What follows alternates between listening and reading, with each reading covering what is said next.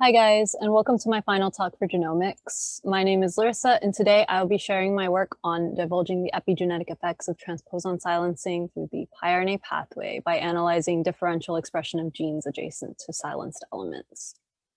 First, I want to give you guys a little bit of background. For those of you who are unfamiliar, transposable elements, or TEs, are selfish genomic entities that are able to duplicate and relocate throughout the genome. This can become a problem because TEs are able to sometimes relocate into active gene loci and disrupt gene function. There are two types of transposons, class 1 retrotransposons, which utilize a copy and paste mechanism by which they're able to replicate and increase their copy number throughout the genome. And DNA transposons, or class 2 transposons, which utilize a cut and paste mechanism like you see here in this cartoon. These transposons can be autonomous, meaning that they code for the transposase enzyme in their sequence and can thus move on their own, or non-autonomous, meaning that they required an outside transposase source.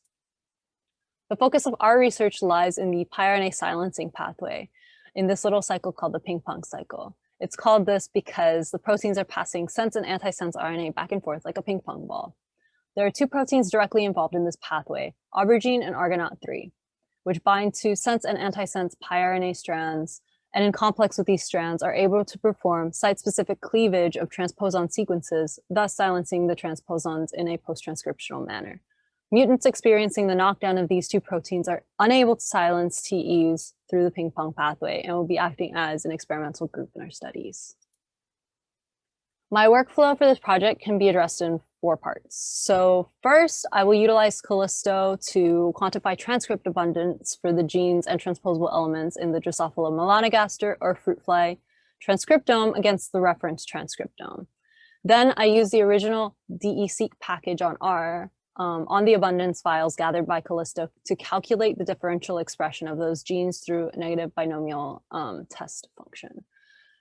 Once the differential expression was calculated, I needed to write custom R scripts that went through the list of genes and pulled out the ones that were differentially expressed, designed a for loop to find all the TEs that were within 1 kilobase of those differentially expressed genes, and run a chi-square analysis. Then I sorted the TEs that were near DE genes or differentially expressed genes by family and ran a Fisher's exact test. And finally, I plotted the log 2-fold change of all the genes that were differentially expressed to see what the directional change was.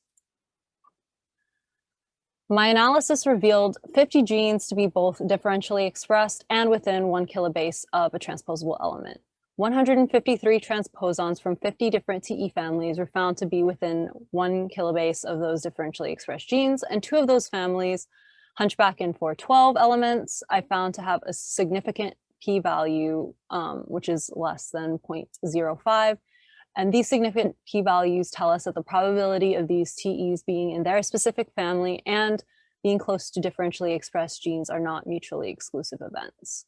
Both TE families were also found to be overrepresented in the data, with the expected number of TEs in the 412 family being 0.33, while the actual number in the second column here is 2, and the expected number of TEs in the Hunchback family to be close to differentially expressed genes was found to be 2.09, while the actual number was 6.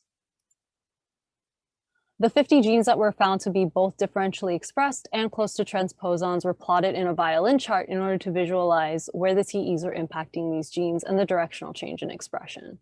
So the middle 3, upstream minus, internal plus, and internal minus, shown here in the red box, caught our attention the most because most of these genes in these groups are downregulated, meaning that they have a negative log 2-fold change, which is expected since heterochromatic spread associated with transposable element silencing would also silence the expression of adjacent genes. However, there are 1 or 2 genes in each group that are actually upregulated and no genes that don't experience a directional change in expression. So in conclusion, we found 50 genes to be differentially expressed and close to TEs, and the chi-square analysis from this portion of the experiment returned a significant p-value of 0.017, revealing to us that the genes being differentially expressed and in close proximity to TEs are not independent events. 153 transposons from 50 TE families were found to be within 1 kilobase of these genes, and 2 of those families, hunchback and 412 elements, were found to be overrepresented from those families, meaning that these families could lead to silencing mechanisms that are more likely to influence neighboring gene expression. Finally, out of all of the genes that were differentially expressed, a few out of the genes impacted on the upstream minus, internal plus, and internal minus strands were found to actually be upregulated rather than downregulated, which is inconsistent with what we know about epigenetic TE silencing and heterochromatic spread. This will have to be looked into in the future.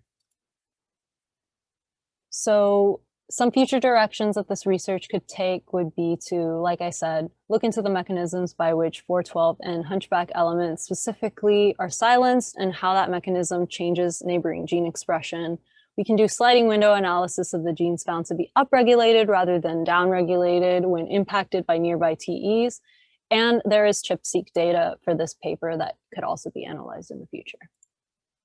Finally, I want to thank my PI, Dr. Erin Kelleher, for her endless help and patience with me on this project, Sergei Funikov for allowing me to rotate with him in his lab, Rosa and Luyang for allowing me to use their cartoons, and Stack Overflow for always having my back.